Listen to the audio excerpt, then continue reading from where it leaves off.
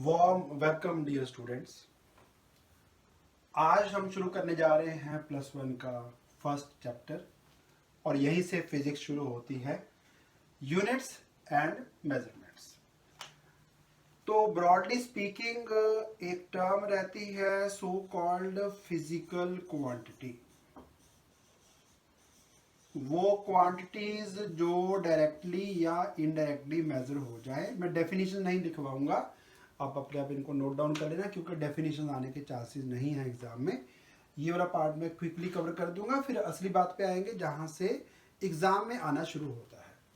Physical quantities जो directly या indirectly measure हो जाए। इनडायरेक्टली क्या होता है, जैसे distance between sun and earth निकालना है।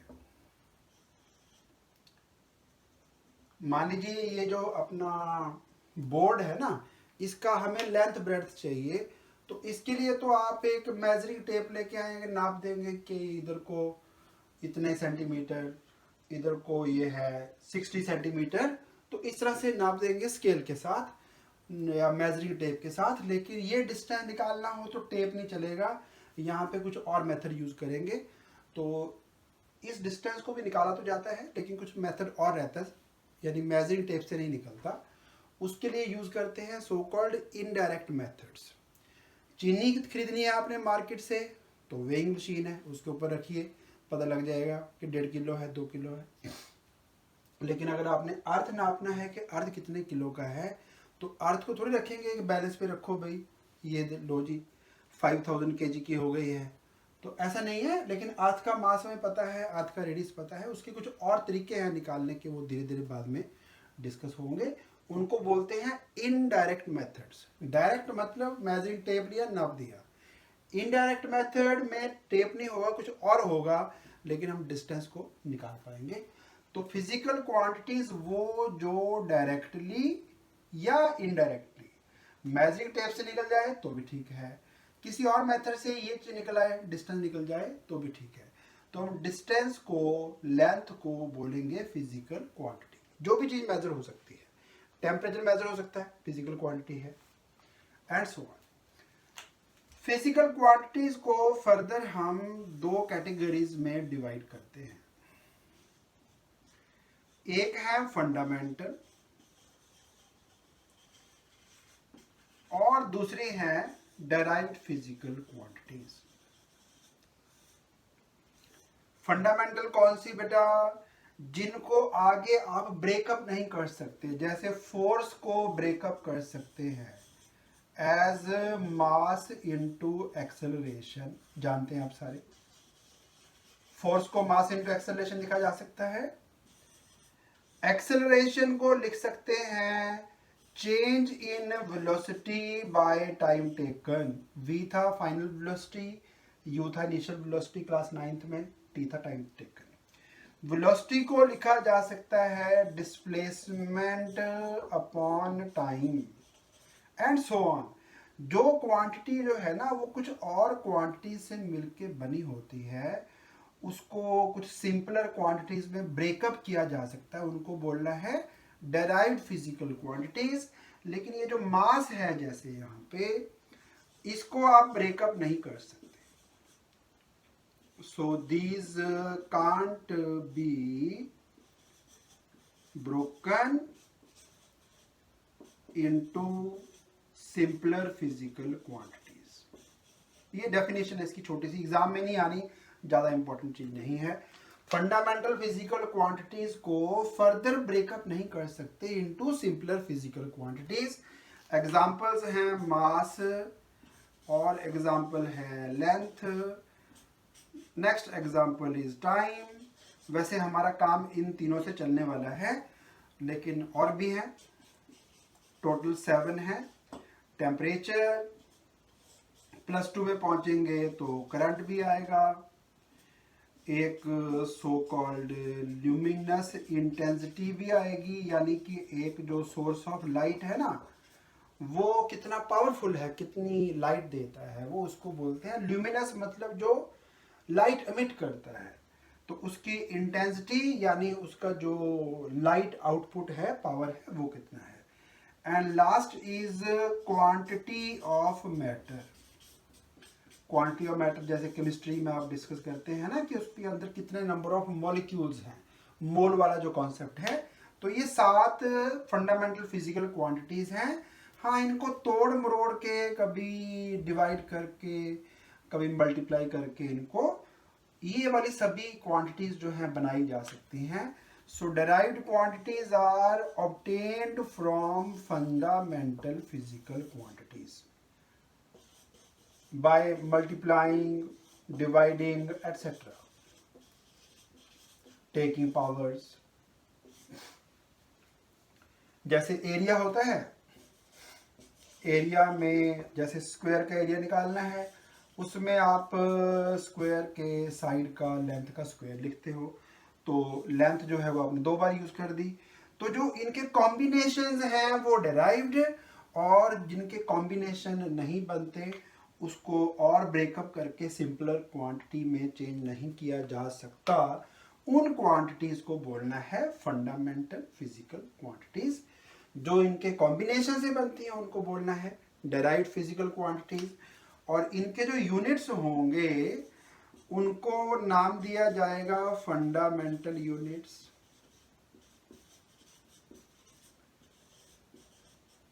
जैसे आपको पता है मास का यूनिट किलोग्राम भी है, ग्राम भी है, क्विंटल भी है, एंड सो ऑन। वो सारे फंडामेंटल यूनिट्स में आएंगे। टाइम को सेकंड में मेजर करते हो, टाइम जो है वो ईयर में भी होता है, ईयर हो गया, सेकंड हो गया, वो सारे फंडामेंटल यूनिट्स होंगे। फोर्स का यूनिट क्या था, बोलो जरा आप बेटा, क्लास 9th में पढ़ा है, न्यूटन। बहुत अच्छा, कई बच्चों ने आंसर दे दिया है, वेरी नाइस, न्यूटन। एक्सेलरेशन का यूनिट क्या होता है, मीटर पर सेकंड स्क्वायर। कुछ बच्चों को याद है, वो था ना एक एक्सेलरेशन ड्यू टू ग्रेविटी, चीजें जो है नीचे को गिरती हैं, 9.8 मीटर पर सेकंड स्क्वायर की एक्सेलरेशन से, 9.8 मीटर पर सेकंड स्क्वायर। तो ये एक्सेलरेशन का यूनिट हो गया। अब बताओ जी, स्कूटर का जो स्पीडोमीटर होता है, जहां पे सुई चलती है, वहां पे कौन सा यूनिट लिखा होता है? ठीक है, याद है कुछ बच्चों को, वहां लिखा होता है किलोमीटर पर आवर। Very nice. कई कंट्रीज में माइल पर आवर भी होता है। दुबई में चले जाएंगे, स्पीडोमीटर में दोनों यूनिट लिखे हुए हैं, किलोमीटर पर आवर भी है, माइल पर आवर भी है। चलो खैर, एनीवे, तो माइल हुआ, किलोमीटर हुआ, वो लेंथ का यूनिट हो गया, टाइम का यूनिट आर आ गया। तो जो फंडामेंटल यूनिट्स को कंबाइन करके यूनिट्स बनेंगे, ये सारे जो बना दिए हमने, इनको बोलना है डेराइव्ड यूनिट्स। एक बार पॉज करके नोट डाउन कर लेना, आगे ये सारा कुछ काम आने वाला है, लेकिन इसमें से पेपर में कुछ नहीं आएगा। पेपर में आएगा अभी जो चैप्टर का पार्ट हम शुरू करने जा रहे हैं आज, डायमेंशंस। बहुत स्ट्रॉन्ग टॉपिक है, +2 तक काम आएगा, और हर तरह के एग्जाम में, चाहे वो आपका स्कूल का थ्योरी एग्जाम हो, चाहे कोई ऑब्जेक्टिव एग्जाम हो, सब जगह यूज होना है। तो पहले इसको एक बार नोट डाउन करिए, फिर मैं इसको रब करके आगे चलाता हूँ। तो अब फिजिकल क्वांटिटीज तो हमने डिफाइन कर ली कि फंडामेंटल होती हैं, डेराइव्ड होती हैं, और उनको मेजर करने के लिए हमें कुछ यूनिट्स यूज करने पड़ेंगे। यूनिट के बिना बेटा फिजिक्स नहीं चलती। आपको 10th क्लास में, 9th में टीचर बार बार बोलते रहे, मैथ्स में भी बोलते रहे कि एरिया निकालना है तो मीटर स्क्वायर लिखिए भाई, या सेंटीमीटर स्क्वायर, क्योंकि यूनिट के बिना तो पॉसिबल ही नहीं है। मान लो आप गए एक टेलर के पास कि मुझे एक ना शर्ट सिलवानी है, और शर्ट के लिए उसने बोल दिया भाई आप कपड़ा लेके आओ पहले, तो कितना लेके आओ, उसने यूनिट नहीं बताया। बिना यूनिट के देखो क्या मीनिंग हो जाएगा। उसने बोला कि शर्ट के लिए लगेगा कपड़ा 2 क्या लगेगा वो बताया नहीं उसने आपको। तो आप भी शॉपकीपर के पास गए कि मुझे जो है अपना एक मजेंटा कलर का कपड़ा दे दो, और कितना चाहिए, तो वो बोलेंगे अब भाई मेरे को टेलर ने बोला कि मेरे को कपड़ा आप ना 2 दे दो। तो 2 मतलब अगर उसने वो 2 सेंटीमीटर ऐसा फाड़ के दे दिया आपको, बेटा अब इसकी शर्ट बनाओगे कि नाड़ा बनेगा वो आप खुद सोचो। अब तो आपको बताना पड़ेगा कि 2 सेंटीमीटर चाहिए, 2 मीटर चाहिए, या 2 किलोमीटर चाहिए। Unit is must. शॉप पे गए, दूध लेने चले गए, मम्मा ने बोल दिया बेटा दूध लेके आओ जाके, तो आपको बोला कि दूध लेके आना है, तो शॉप पे गए आप और शॉपकीपर ने पूछा भी क्या चाहिए आपको, आप कहेंगे मुझे मिल्क चाहिए 2। अब 2 अगर उसने बेटा ड्रॉपर से ड्रॉप डाल के दे दिया 1 2। और आप शॉप पे गए कि मेरे को राजमा खरीदने हैं या दाल खरीदनी है, आपने बोला दाल कितनी चाहिए, वो आपका आंसर है कि मुझे दाल जो है वो 2 चाहिए। तो अगर उसने बेटा राजमा के 2 दाने आपको डाल के दे दिए हाथ पे, क्या बनेगा? So units are must. हाँ क्या था कि उस 7 फिजिकल क्वांटिटीज थी, तो यहाँ पे मैं लिखता हूँ फिजिकल क्वांटिटी, शॉर्ट में लिख रहा हूँ, समझ लेना अपने आप, फिजिकल क्वांटिटी। तो हमने 7 क्वांटिटीज डिस्कस की, बाकी तो यूनिट जो है वो इनको कंबाइन करके बन जाएंगे, इनके हमें 7 के यूनिट चाहिए बस। वो क्या कहते हैं? मास, लेंथ, टाइम, टेम्परेचर, करंट, और एक था क्वांटिटी ऑफ लाइट जिसको हमने बोला ल्यूमिनस इंटेंसिटी, पीछे लिख चुका हूँ पूरा नाम, बाद में अपने ऐड कर लेना आप। और last is quantity of matter. देखो पहले जो जमाना था बेटा वो तो था काफी पिछड़ा हुआ, उस टाइम एक सिस्टम चलता था कॉल्ड FPS सिस्टम, आजकल ये यूज नहीं होता। FPS का मतलब है फुट। जो एक किंग था बेटा, किंग के फुट को ही यूनिट ऑफ लेंथ बना दिया, कि जो राजा का पैर का साइज है ना वही लेंथ है, बस बात खत्म हो गई। तो फुट जो है ये पैर से ही निकला है, तो लेंथ को मेजर करते थे फुट में, मास को मेजर करते थे पाउंड में। अच्छा यूनिट नहीं है वैसे, काम का नहीं है, तंग करता है फालतू में, कैलकुलेशन टेढ़ी मेढ़ी हो जाएगी। हाँ टाइम का यूनिट काफी देर से शुरू से ही सेकंड चलता आ रहा है, बाकी के थे ही नहीं क्योंकि जरूरत ही नहीं पड़ी बेटा। टेम्परेचर, डॉक्टर के पास जाएंगे, थर्मोमीटर था ही नहीं, डॉक्टर जो था, नीम हकीम जो थे वो हाथ लगे देख लेते थे कि भाई बच्चा गर्म है तो काफ़ी तेज बुखार है। करंट का तो मतलब ही क्या बेटा, जब बिजली नहीं आई थी गांव में, करंट किसको मेजर करना, छोड़ो परे। ल्यूमिनस इंटेंसिटी बेटा सिंपल एक दिया था। आज जो है आपके जो ट्यूबलाइट बल्ब खरीद के लाते हैं ना, उस पर लिखा होता है कि इसका जो ल्यूमिनस इंटेंसिटी क्या होगा, कि ये बल्ब कितने ल्यूमन्स की लाइट देगा। ठीक है, तो ये आज चीज़ें मेजर करने वाली हैं। हम पूछते हैं कि आपका कमरा कितना बड़ा है, उसमें कितने ट्यूबलाइट लगेंगे, तो आज इसका मीनिंग है जब था ही बेटा एक दिया कैरोसिन वाला या मिट्टी के तेल से जलाएंगे, या फिर जलाएंगे अपना वो सरसों के तेल से, वो भी रात को 3-4 घंटे बाद में सो जाएंगे, फिर दिया क्या करना है। तो आज की बातें हैं ये बेटा, पहले इनका कोई मीनिंग नहीं था।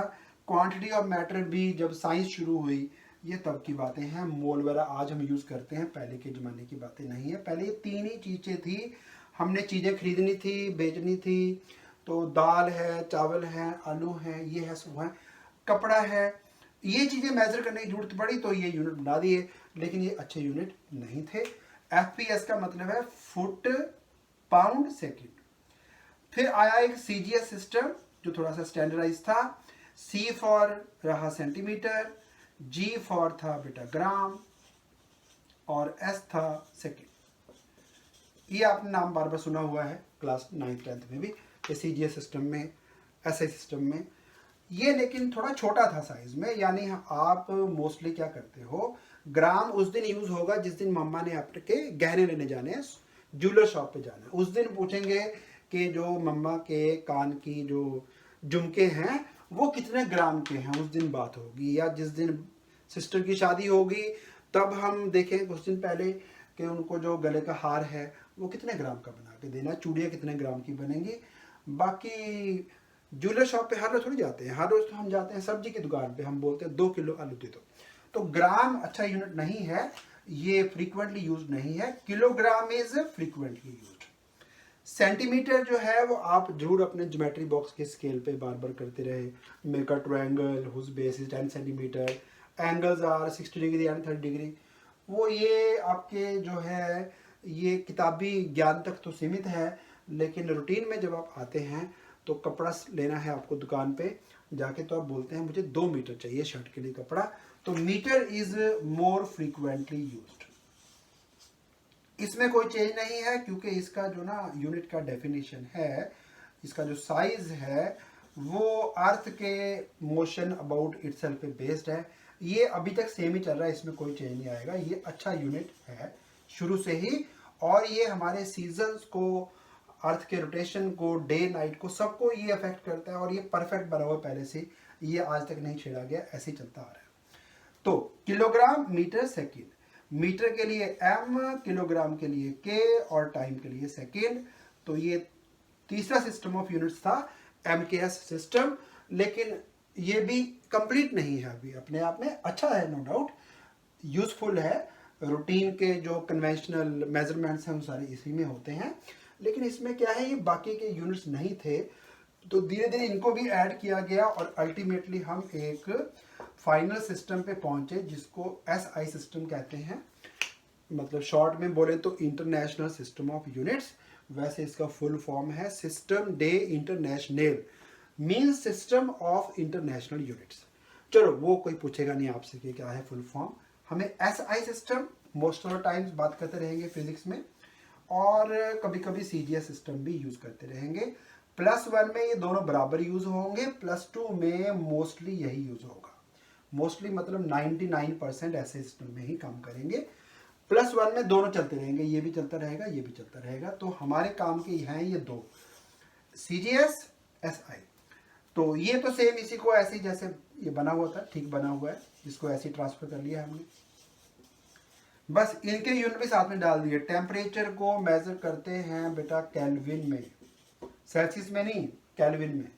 सेल्सियस वाले टेम्परेचर में क्या करना होता है, 273 प्लस करो, केल्विन आ जाएगा। करंट का ऐसा यूनिट आप सबको पता है क्या, एम्पियर। ल्यूमिनस इंटेंसिटी का यूज नहीं होना, मैं लिख रहा हूं, बस वैसे आपको पता होना चाहिए। इसको बेटा कैंडला कहते हैं, कैंडला, कैंडल से बना वर्ड, कैंडल ही थी पहले सोर्स ऑफ लाइट, उससे नाम पड़ गया कैंडला। चलिए बाकी ज़्यादा पंगे नहीं लेने इसके साथ, ये हमारे काम का नहीं है ज़्यादा। ये +2 में भी नहीं यूज होगा, +2 में एम्पियर यूज होगा। हीट एंड थर्मोडायनेमिक्स चैप्टर आएगा, उसमें केल्विन यूज होगा। बाकी ये मैकेनिक्स जो है अपना सारा, मोशन, कार की मोशन, कार का एक्सेलरेशन, वो सारे इनसे हमारे काम चल जाएंगे। लॉज ऑफ मोशन सारे इससे डिस्कस हो जाएगा। ये क्वांटिटी ऑफ मैटर, ये फिजिक्स में तो बहुत कम यूज होगा। इसको मोल से मेजर करते हैं। मोल मतलब एक सैंपल जिसमें 6.022 इंटू 10⁻23 एटम्स या मॉलिक्यूल्स होंगे, उसको हमने मोल का नाम दिया था। केमिस्ट्री में कर लिया होगा, केमिस्ट्री में मोल तो बहुत ज़्यादा पढ़ेंगे आप।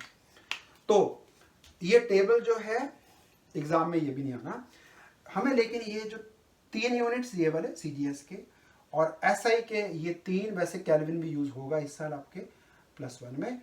तो ये हमें लर्न करने हैं कि यूनिट्स थे क्या क्या, क्योंकि इनको यूज करके आपका आगे का सारा फिजिक्स जो है यूनिट्स जरूर यूज करेगा। कोई चैप्टर ऐसा नहीं है जिसमें यूनिट्स नहीं आएंगे। तो आपको नॉलेज होना चाहिए, पेपर में ये टेबल में से कुछ नहीं आना। अब मैं फाइनली आता हूँ उस पार्ट पे जहाँ से पेपर में आना शुरू होता है, वो है टॉपिक डायमेंशंस। तो एक बार पॉज करो, इसको भी नोट कर लो। चलिए, तो फिजिक्स अल्टीमेटली यहाँ से शुरू हो रही है। यहाँ ऑनवर्ड्स अब जो भी शुरू होगा सारा काम, वो आपके बोर्ड एग्जाम में और सभी तरह के MCQ questions, objective exam, NEET, JEE main, JEE advance सब में आते हैं। सो डायमेंशंस पहले समझे, डायमेंशंस होते क्या है। पूरा लिखें तो dimensions of a physical quantity.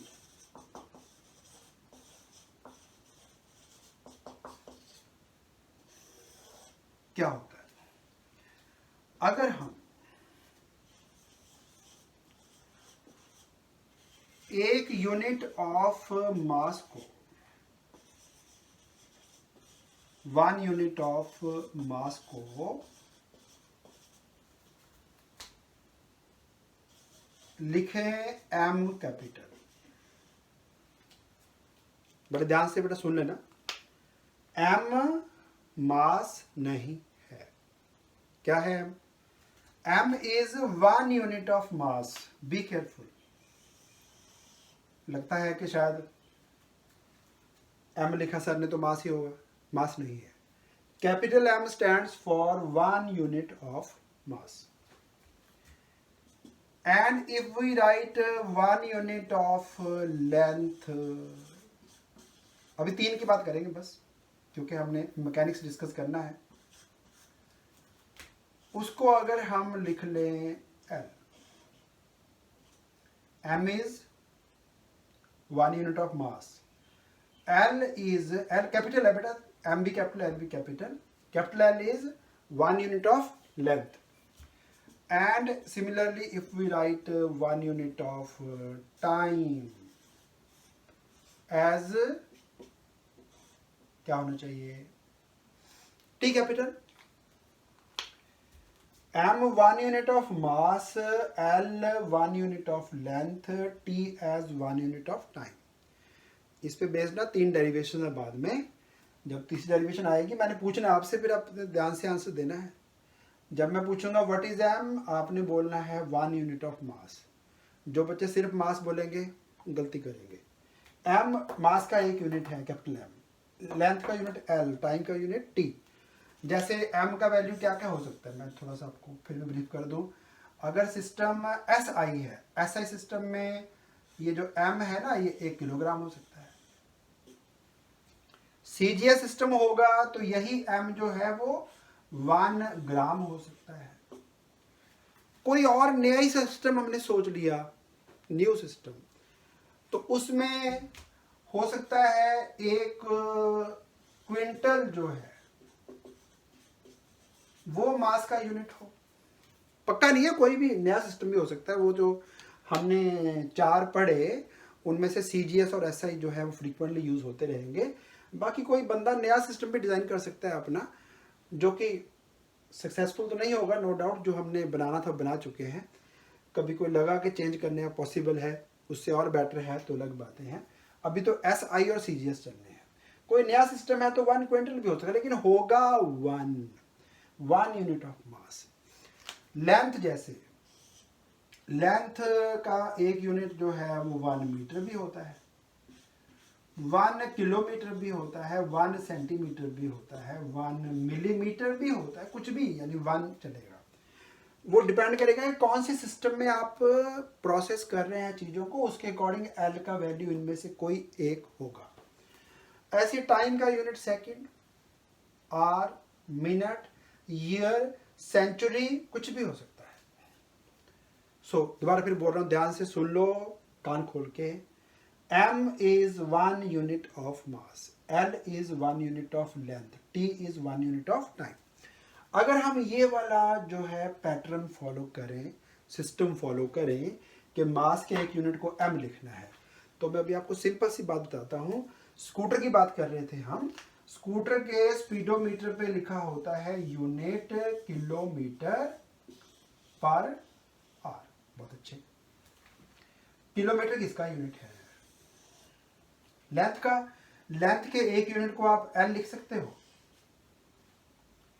और आर किस चीज का यूनिट है? टाइम का। तो लेंथ बाय आर मतलब टाइम, तो टाइम के एक यूनिट को हमने लिखा टी, तो इसको बेटा हम लिख सकते हैं एल टी माइनस 1।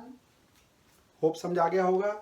यानी जो वेलोसिटी का यूनिट है, स्पीड का यूनिट है, स्पीडोमीटर है ना उसका नाम, तो स्पीड निकलेगी उससे, इसलिए स्पीड सही वर्ड है। स्पीड जो है वो किलोमीटर पर आवर में भी होती है। स्पीड बेटा मीटर पर सेकंड में भी होती है। और जैसे मैंने बोला कि दुबई में चले जाएंगे, वहां पे जो स्पीडोमीटर है वहां पे माइल पर आवर लिखा होता है, लेकिन कुछ भी लिखा हो, माइल पर आवर, मीटर पर सेकंड, किलोमीटर पर आवर, हर बार ना लेंथ का पावर आएगा 1 और टाइम का पावर आएगा -1। तो ये जो हमने एल टी -1 लिख दिया, इसी को बोलते हैं डायमेंशंस ऑफ स्पीड। ये स्पीड का यूनिट था ना, तो ये स्पीड के डायमेंशन हो गए। अब मैं सारा एक बार नटशेल में बता देता हूँ आपको कि अगर हम मास के एक यूनिट को m लिखें, लेंथ के एक यूनिट को l लिखें, टाइम के एक यूनिट को t लिखें, where t can be 1 hour, 1 second, 1 minute, 1 week, 1 month, 1 year, कुछ भी, सेंचुरी, कुछ भी हो सकता है। उस केस में जितने भी मैकेनिक्स के यूनिट्स हैं, ओनली मैकेनिक्स की बात कर रहा हूँ, मैंने +2 में जाके इलेक्ट्रिसिटी आ जाएगी, वहाँ पे आपको करंट भी यूज करना पड़ेगा साथ में, हीट एंड थर्मोडायनेमिक्स में यहाँ पे टेम्परेचर भी लिखना पड़ेगा, लेकिन मैं सिर्फ मैकेनिक्स की बात कर रहा हूँ। देन इन कौन सी ब्रांच ऑफ फिजिक्स? मैकेनिक्स, जिसमें मोशन वगैरह सारी डील होगी। Then in mechanics all the derived units, बेटा बात समझ में आ गई आपको? डेराइव्ड यूनिट्स कौन से? जैसे फोर्स का यूनिट, वेलोसिटी का unit, can be expressed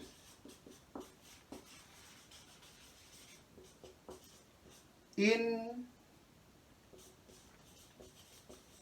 powers of m, l and t।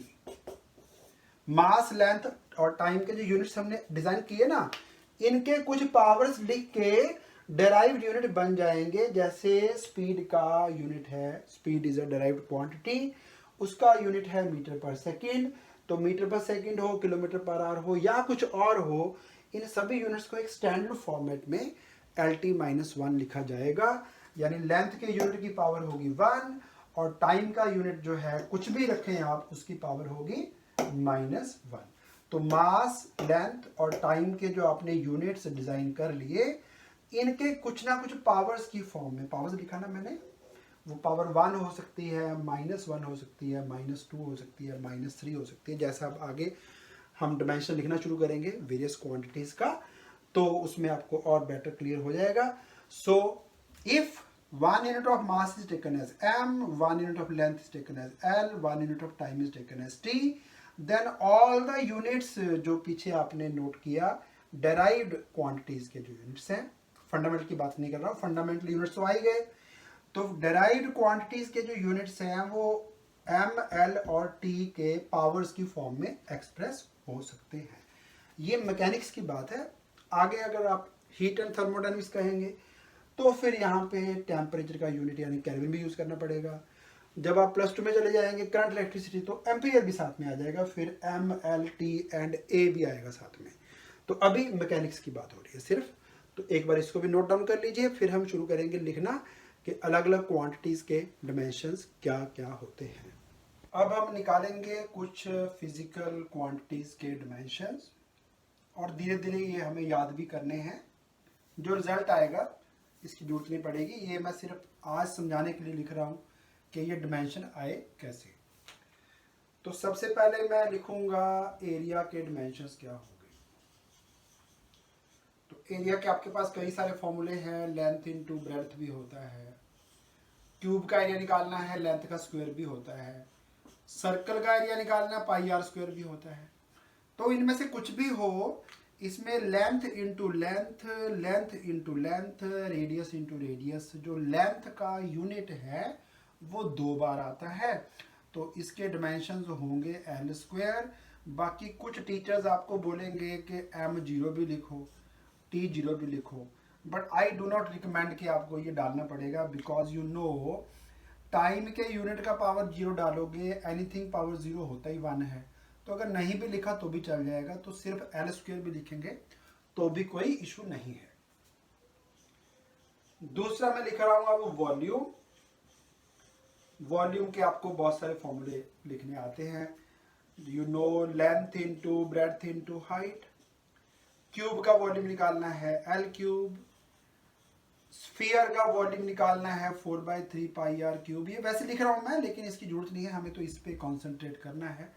तो 3 बार लेंथ लेंथ लेंथ का यूनिट आता है। रेडियस भी एक तरह का लेंथ ही होता है, radius is the length, length का क्यूब, तो इसके डिमेंशंस हैं l³। बाकी आप थोड़ा सा टीचर पे डिपेंडेंट रहेंगे इस साल, क्योंकि टेस्ट जो है ना आपका, जो एग्ज़ाम है फाइनल, वो टीचर ने चेक करना है, तो उसकी साइकोलॉजी थोड़ी सी समझिए कि वो क्या चाहता है। अगर टीचर ने बोला कि t⁻0 डाल दो, तो डाल दो, हमें क्या फ़र्क पड़ता है, 0 ही तो है। हमारा क्या जा रहा है उसमें। इसके बाद मैं थोड़ी देर पहले अभी वेलोसिटी लिख ही चुका हूं। वेलोसिटी होता है displacement covered upon time taken. तो displacement is a length, length को एल लिखेंगे, डिवाइड बाय टी करना है। अभी थोड़ी देर पहले बता के हटा हूं आपको, स्कूटर पे लिखा होता है किलोमीटर पर आवर, तो kilometre length, R means time, M है नहीं कोई बात नहीं है, जीरो लिख देंगे। फोर्थ इज एक्सेलरेशन, जैसे एक्सेलरेशन ड्यू टू ग्रेविटी था, ये होता है चेंज इन वेलोसिटी। थोड़ा स्पेस कम है, मैं ऐसे लिख रहा हूं, change in velocity by time taken. काफी बच्चों को फॉर्मूला याद होगा 9th क्लास से। तो इसका यूनिट था मीटर पर सेकंड स्क्वायर। मीटर यानी लेंथ, सेकंड यानी टाइम, पर second square means time power -2, m power तो 0 आएगा, ऑब्वियस है। यहां से निकालना है, यहां से निकल आएगा। चेंज निकालने के लिए रुपीज में से रुपीज माइनस करेंगे तो आंसर भी रुपीज आता है। वेलोसिटी का चेंज निकालना है तो वेलोसिटी में से माइनस वेलोसिटी करेंगे तो आंसर एक और वेलोसिटी आ जाएगा। तो numerator is velocity LT-1, divide by time करेंगे LT-1 के नीचे, LT-1 के नीचे एक और टी लगाएंगे तो बेटा क्या आएगा, LT-2, वही लिखा मैंने। चलिए अब थोड़ा सा आगे बढ़ते हैं। मोमेंटम, मोमेंटम मैं जो लास्ट लेक्चर था उसमें डिस्कस कर चुका हूं। Momentum is product of mass and velocity. मैंने साइकिल का एग्जांपल दिया, मैंने ट्रक का एग्जांपल दिया, मैंने छोटे से स्टोन का एग्जांपल दिया, मैंने एक बुलेट का एग्जांपल दिया पिछले जो लेक्चर में बताया मैंने थोड़ा सा आपको। जो मोमेंटम है वो मास इनटू वेलोसिटी होता है। तो बेटा वेलोसिटी के डायमेंशन आपको पता लग गए, LT-1 इनटू मास करना है। मास का जो डायमेंशन है, यूनिट है, वो m लिखा जाएगा, mLT-1। आगे बढ़ते हैं। फोर्स के डायमेंशंस। फोर्स आपने Newton second law of motion class 9th में पढ़ा, मास इनटू एक्सेलरेशन। ये एक्सेलरेशन के डायमेंशन है, इनटू एक मास करेंगे तो एक m लग जाएगा साथ में, बस और तो कुछ खास नहीं है, mLT-2। हाँ जी, कोई डिफिकल्टी? चलिए ठीक चल रहा है। अब नंबर 7 पे आते हैं। यहां मैं लिखने जा रहा हूं अब डेंसिटी। डेंसिटी का रिलेशन था मास डिवाइड बाय वॉल्यूम, पता सभी को ये। तो जिस तरह से अपने पास ये ना 6 पीसीज हैं डिफरेंट मेटल्स के, इनमें ये है कॉपर, ये है ब्रास, ये है एल्युमिनियम, ये है स्टील और ये है स्टेनलेस स्टील, और ये पीस है एक लेड का। 6 पीस हैं। अगर मैं इनको वेइंग मशीन पे रखूं, सारे सेम साइज के हैं, 1 सेंटीमीटर 1 सेंटीमीटर बाय 1 सेंटीमीटर, सबका जो वॉल्यूम है बराबर है, वॉल्यूम सेम है, वॉल्यूम सेम है। लेकिन अगर इनको मैं वेइंग मशीन पे रखूं तो ये एल्युमिनियम जो है ये सबसे कम मास का होगा। तो कम सबसे इसका मास है, मास सबसे कम है, वॉल्यूम सेम है, तो एल्युमिनियम की डेंसिटी सबसे कम है। और लेड का जो पीस है, लेड का जो पीस है ये सबसे हैवीएस्ट है, सबसे ज्यादा मास, सेम वॉल्यूम, तो डेंसिटी इसकी सबसे ज्यादा। तो अगर आप ना जो अपनी कोक वाली बॉटल होती है ना, 2 लीटर वाली कोक वाली बॉटल में, 2 लीटर वाली में अगर मरकरी से भर लोगे उसको, तो आप उसको उठा नहीं पाओगे। 2 लीटर मरकरी का वॉल्यूम, उसका जो मास है बेटा वो होगा 27 किलोग्राम। 27 केजी का हो जाएगा कोक का बॉटल। ढक्कन से उठा लिया, ढक्कन ही हाथ में आ जाएगा बेटा, बॉटल नीचे गिर जाएगी। इतना ज्यादा मास है उसका, यानी इतनी ज्यादा डेंसिटी है। तो डेंसिटी जो है वो मास अपॉन वॉल्यूम से निकलती है। तो मास का डायमेंशन आप जानते हैं, m लिखेंगे, वॉल्यूम यानी L क्यूब से डिवाइड करेंगे, तो वो L क्यूब जब ऊपर आएगा तो डिमेंशन हो जाएंगे ml -3। t आपकी मर्जी है, 0 लिखना 0 लिखो, नहीं लिखना ना लिखो। चलिए अब थोड़ा सा और आगे बढ़ते हैं। एक क्वांटिटी है प्रेशर। प्रेशर सुना सभी ने? अगर एक लेडी ने इस तरह की बेटा फुटवियर डाला हो, ऐसे वाला, और वो आपके पैर पे पैर रख दे बेटा, आप सोच सकते हैं क्या होगा। प्रेशर जो है ना वो फोर्स के इफेक्ट को रिप्रेजेंट करता है। ये नहीं कि लेडी का वेट बहुत ज्यादा है, मान लीजिए बहुत पतली है, कोई बात नहीं है, ओके, तो उसने अगर आपके पैर पे पैर रख दिया ना इस तरह का बेटा फुटवियर डाल के, तो ये जो रेडियस है, ये जो एरिया है बहुत कम है। इतना कम एरिया पे जब जो सेम फोर्स आएगा ना, तो बेटा उससे प्रेशर बढ़ जाएगा। तो काफ़ी बच्चों को पता है फॉर्मूला, फोर्स को अगर एरिया से डिवाइड कर दे तो निकलता है प्रेशर। Very nice. तो फोर्स को एरिया से डिवाइड किया, प्रेशर निकला। तो फोर्स के डायमेंशन आपके सामने है, mlt-2।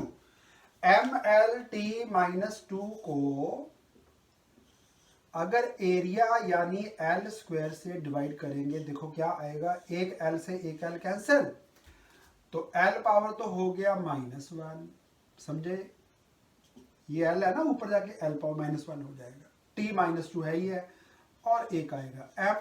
तो प्रेशर के dimensions ml-1 t-2 frequently use होते रहेंगे, प्रेशर के डिमेंशन, डेंसिटी के डिमेंशंस। इसके अलावा कभी कभी यूज करना पड़ेगा हमें ग्रेविटेशनल कांस्टेंट। आज सिर्फ वही कराऊंगा जो बहुत ही इंपॉर्टेंट है, जो आपको पक्का अच्छी तरह से रट जाने चाहिए। ये बहुत फ्रीक्वेंटली यूज होते रहेंगे बार बार, तो इनको आपने याद कर लेना है। जैसे आपको अपना नाम याद है, आपको अपने घर का हाउस नंबर याद है, पापा का नाम याद है, आपको अपनी एज याद है, आपको अपने स्कूल का नाम याद है, उसी तरह से आपको जट से पता होना चाहिए। टीचर ने बोला एक्सेलरेशन, आप फट से बोलेंगे LT-2। मोमेंटम टीचर ने बोला, आप बोलेंगे MLT-1। टीचर ने बोला प्रेशर, आप फट से बोलेंगे ML-1 T-2। ये तो आपको टिप्स पे करने हैं। आपको टेबल याद है ना, सभी बच्चों को पता है 7 × 4 कितना होता है, सभी को 28 है ना, निकालना तो नहीं पड़ना, करके आपको याद हो गया। इस तरह से इनको भी याद करना है। इनको जितना ज़्यादा टिप्स पे करेंगे उतना आपका आगे जो है ना न्यूमेरिकल्स में हाथ जो है खुलता जाएगा। तो ग्रेविटेशनल कांस्टेंट और एक प्लैंक्स कांस्टेंट, ये दो कांस्टेंट बेटा बड़े इंपॉर्टेंट हैं इस चैप्टर के लिए। तो पहले मैं इनके ही डिमेंशन डालता हूँ कि क्या क्या आएंगे। बाकी लिस्ट इज एंडलेस, बहुत बड़ा लिस्ट है, तो ऐसा नहीं है कि आपको सारे याद होने चाहिए। कोई कोई जो है वो on the spot formula use करके आप निकाल भी पाएंगे। आज मैं लिमिटेड से कराऊंगा जो कि बहुत ज़्यादा फ्रीक्वेंटली यूज होते हैं, तो आज हम सिर्फ वही करेंगे। नेक्स्ट क्लास में थोड़ा सा इसको टॉपिक को आगे थोड़ा सा और एडवांस लेवल पे लेके जाएंगे। बट बाय दैट टाइम, परसों तक आप वादा करो मेरे साथ, प्रॉमिस करो कि परसों तक आपको ना ये वाले तो सारे क्विकली याद होंगे। फटाफट जैसे मैं बोलूँगा आप इमीडिएटली आंसर दे देंगे। आपको एक वर्कशीट भी मैं सेंड करूँगा, तो वो शीट आपने जो है उसमें ये डिमेंशन ना 5-5 बार लिखे हुए हैं, आप भी 5 बार लिखना, याद हो जाएगा। चलिए पहले ग्रेविटेशनल कांस्टेंट की बात करते हैं। ग्रेविटेशनल कांस्टेंट में जो फॉर्मूला था फोर्स ऑफ ग्रेविटेशन का, लास्ट लेक्चर में भी मैंने लिखा, वो था G(m1m2/r²। ये फॉर्मूला देखा हो सभी ने क्लास 9th में। इसी से हम निकालेंगे कि ग्रेविटेशनल कांस्टेंट के डायमेंशंस क्या आएंगे। तो फॉर्मूला तो यहाँ पर लिख ही देता हूँ कि ये आंसर कहाँ से आया, ताकि इन फ्यूचर कभी आपका करने का मन करे खुद से तो आप यहाँ से निकाल भी सके। मुझे निकालना है G, जरा ध्यान से देखो, G को इक्वल टू, G को यहीं छोड़ दो, बाकी सारा कुछ इधर लेके आओ। तो इसको r² से मल्टीप्लाई यानी फोर्स इंटू r², इधर लिखता हूँ पहले, फिर बाद में सीधा डायमेंशन लिख दूंगा। G equal to force into r², m1 नीचे m2 भी नीचे, मास मास से डिवाइड। देखो बेटा ये जी का फॉर्मूला बन गया। इस फॉर्मूले को हमने चेंज करके ऐसे लिख लिया। अब हम डिमेंशन लिखेंगे फोर्स के, रेडियस के, मास के। रेडियस मतलब डिस्टेंस बिटवीन टू मासेस था ये। ओके, तो फोर्स के डिमेंशंस बेटा क्या थे? फोर्स के डिमेंशंस mLT-2। चलिए पहले मैंने फोर्स लिख दिया। इसके बाद R was distance between the two masses। दो मासेस थे M1 M2 which were separated by distance R। इनके बीच का हमें फोर्स निकालना था, ग्रेविटेशनल फोर्स, उसका फॉर्मूला था। तो R was distance, डिस्टेंस मतलब लेंथ, तो R स्क्वायर की जगह क्या लिखोगे? लेंथ के डिमेंशन आएंगे, लेकिन स्क्वायर है तो स्क्वायर लिख दिया। और मास जो है वो भी m से लिखा जाता है, मास का यूनिट, बट दो बार है मास मास, तो दो बार मास लिख दिया। m से m कैंसिल। अब बताओ यहां से देख के m का पावर क्या आया और l पावर क्या आया एंड t पावर क्या आ गया? सोचिए सोचिए फटाफट। m जाएगा ऊपर तो क्या लिखा जाए? -1। l का पावर चेक करो बेटा, l पावर 3, t पावर -2। देख लिया बेटा, कुछ मुश्किल तो नहीं लगा। फोर्स का फॉर्मूला लिखा Gm1 M2 bye R square. जी को यहीं छोड़ के R स्क्वायर को ऊपर ले गए, मास मास दोनों नीचे आ गए। फोर्स के डिमेंशन इधर से उठा के लिखे। रेडियस नहीं है, लेंथ है, ये दो मासेस के बीच का डिस्टेंस है, L का स्क्वायर आ गया। और ये जो मास मास का प्रोडक्ट है उसको नीचे लिखा, एक मास कैंसिल, ये m जाके ऊपर -1, L स्क्वायर इंटू L कर दिया L क्यूब, और t का पावर हो गया -2। इधर आ जाइए बेटा, Planck's constant. Planck's constant chemistry वाले टीचर ने अब तक मुझे लगता है थोड़ा सा डिस्कस कर दिया होगा। प्लैंक्स कांस्टेंट क्या है कि जो लाइट है ना वो फोटॉन्स की बनी होती है, आपने सुना होगा इसके बारे में। Light is made up of photons. Photon की जो एनर्जी है वो h इंटू फ्रीक्वेंसी होती है। h is called Planck's constant. Energy of photon, light जो है ना, लाइट इज अ वेव, तो वेव की होती है फ्रीक्वेंसी, तो फ्रीक्वेंसी से एनर्जी का रिलेशन है E equal to H nu, where h is called Planck's constant. ये फॉर्मूला केमिस्ट्री टीचर ने आपको थोड़ा सा बता दिया होगा, नहीं बताया तो भी कोई बात नहीं है। एनर्जी ऑफ लाइट, लाइट जो है वो फोटॉन्स की फॉर्म में ट्रेवल करती है, तो लाइट के एक फोटोन की एनर्जी होगी h planks constant into frequency of the photon. अब आप जानते हैं, क्लास 9 से पढ़ते आ रहे हैं, फ्रीक्वेंसी को 1 बाय टाइम पीरियड लिखा जाता था। पेंडुलम वाला केस पढ़ा था ना आपने, पेंडुलम के एक चक्कर पूरा होने में कितना टाइम लगा, उसको टाइम पीरियड कहते हैं। टाइम पीरियड का रेसिप्रोकल ले लो, वो फ्रीक्वेंसी होती है। तो मैं फ्रीक्वेंसी को 1 बाय टाइम पीरियड लिख सकता हूं। अब E है energy, H is Planck's constant, इसके डिमेंशन निकालने हैं, इनटू फ्रीक्वेंसी। अब फ्रीक्वेंसी की जगह पे मैंने 1 बाय टाइम पीरियड लिख दिया। Time period is time taken to complete one oscillation, तो एक ऑसिलेशन में जो टाइम लगा उसको तो t ही लिखा जाएगा, तो इसकी डिमेंशन, वैसे ये टाइम पीरियड है, इसका डिमेंशन t ही आएगा। तो अगर मैं इस t को इधर ले आऊं, ध्यान से देखो, तो h के डिमेंशन जो है वो एनर्जी इनटू टाइम वाले होने चाहिए। मेरा बात समझ में आ गई? Energy into time. अब मैं एक और काम करता हूं, थोड़ा नीचे चलता हूं, पहले एनर्जी भी लिख देता हूं। एनर्जी के डिमेंशन क्या आएंगे? वैसे मैं फॉर्मूले बहुत सारे हैं, अभी मैं उनमें से एक लिख रहा हूं। काइनेटिक एनर्जी का फॉर्मूला याद है ना, हाफ mv²। ये नहीं लिखना तो आप लिख सकते हैं mgh, यहां से भी निकाल सकता हूं मैं, क्योंकि एनर्जी की जरूरत पड़ेगी। तो पहले मैं एनर्जी के डिमेंशन लिख देता हूं। एनर्जी कोई भी हो, काइनेटिक, पोटेंशियल, हीट, कोई भी एनर्जी हो, सबके सेम डिमेंशन है। और इसके साथ ही मैं ऐड कर देता हूं वर्क। जब भी निकालना है वर्क के डिमेंशन भी सेम ही आएंगे, क्योंकि energy by definition is ability to do work. तो एनर्जी के डिमेंशन, वर्क के डिमेंशन सेम आएंगे। एनर्जी बहुत तरह की है, कोई भी एनर्जी हो आपने एक ही डिमेंशन लिखना है। तो ऐसा करते हैं, पहले मैं इसको सॉल्व कर देता हूं। ये ऊपर वाला हिस्सा रब करते हैं ताकि डिमेंशन बना लिए जाए।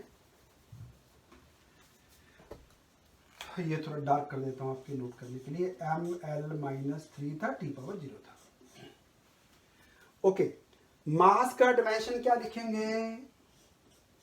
m, यहां से भी निकाल सकते हैं, यहां से भी आ जाएगा, इधर से भी आ जाएगा। g को क्या लिखते हैं? g is acceleration due to gravity. Due to को मारो गोली, एक्सेलरेशन मीन्स एक्सेलरेशन।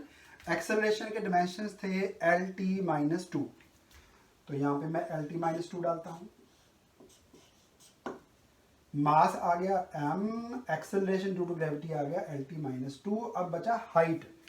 हाइट को बेटा किस में मेजर करोगे? कौन सा यूनिट यूज करोगे हाइट के लिए? Height is another length. Length का यूनिट बेटा लेंथ वाला ही आएगा, तो यहां पे हाइट को आपने l डाल देना है। जरा ध्यान से चेक करो, मास को लिखा m, g को लिखा lt-2 यानी एक्सेलरेशन के डिमेंशन, हाइट के जो डिमेंशन है वो लेंथ वाले आ गए। तो क्या आंसर आया सोच के बता सकते हैं बेटा? जरा ध्यान से देखिए, l इंटू l स्क्वायर, बाकी तो सिंगल सिंगल है, तो मैं ये l हटाता हूं और यहां पे l स्क्वायर डाल देता हूं। तो ये डिमेंशन आपके आ गए जो कि वर्क में यूज होने हैं, यही डिमेंशंस एनर्जी में यूज होने हैं।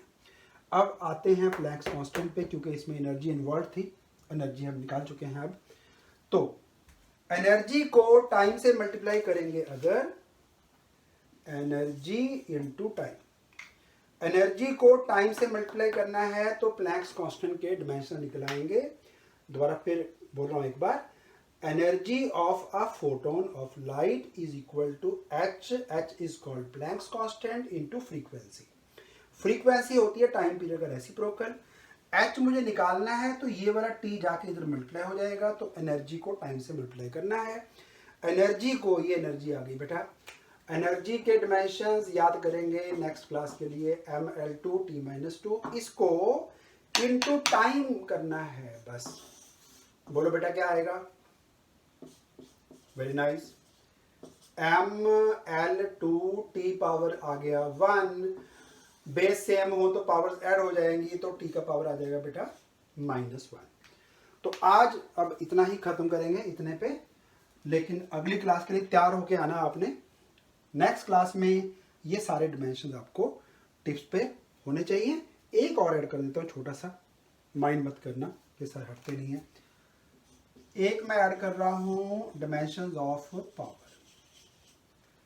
पावर आप जानते हैं वर्क बाय क्या होता है? टाइम। वर्क को टाइम से डिवाइड करें तो पावर निकल आता है। आज बस इतना करेंगे, 12 तक बहुत है आज, लेकिन नेक्स्ट क्लास में सारा कुछ लर्न कर लेना। वर्क के डिमेंशंस हैं ml-2t-2। इसको अभी हमने t से और डिवाइड करना है। t से और डिवाइड करेंगे बेटा क्या आना चाहिए? बोलिए बोलिए बोलिए, बहुत अच्छे। इसको एक t से और डिवाइड किया, ml-2t-2 के नीचे एक t और लगा दिया, क्या आना चाहिए? वेरी नाइस, ml-2, ये t ऊपर जाके क्या बनेगा? पावर -3। चलिए जो एक्स्ट्रा है वो मैं रब कर देता हूं। अब आप पॉज करके ये सारे डिमेंशन नोट करेंगे और अपने आप बी ऑनेस्ट टूवर्ड्स योरसेल्फ।